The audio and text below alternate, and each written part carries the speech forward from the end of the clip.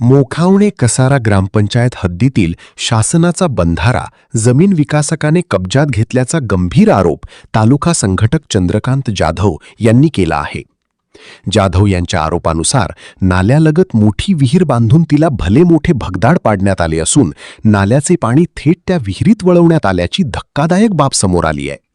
तसेच मोखावणे गावासाठीची पाणी पुरवठा पाईपलाईनही विकासकाच्या सोयीप्रमाणे वळवण्यात आल्याचा आरोप ग्रामपंचायतीवर करण्यात आला आहे.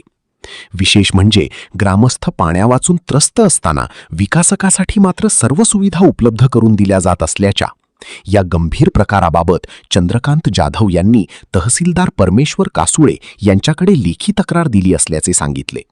मात्र तक्रारीनंतरही कोणतीही कारवाई न झाल्याने खुद्द परमेश्वरच विकासकाच्या बाजूने असेल तर सामान्य जनतेचं काय, असा थेट आरोप जाधव यांनी प्रशासनाच्या भूमिकेवर केला आहे.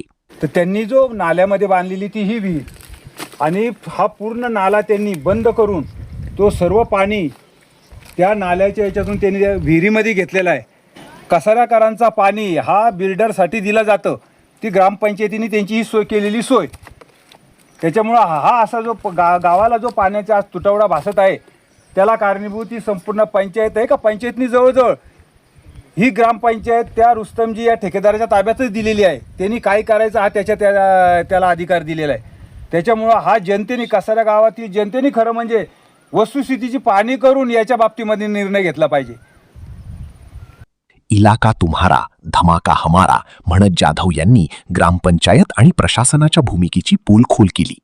आता या प्रकरणात प्रशासन कारवाई करणार की विकासकाला अभय देणार याकडे संपूर्ण मोखावणे कसारा ग्रामस्थांचे लक्ष लागले आहे. News reporter, unique Maharashtra news, Kasara.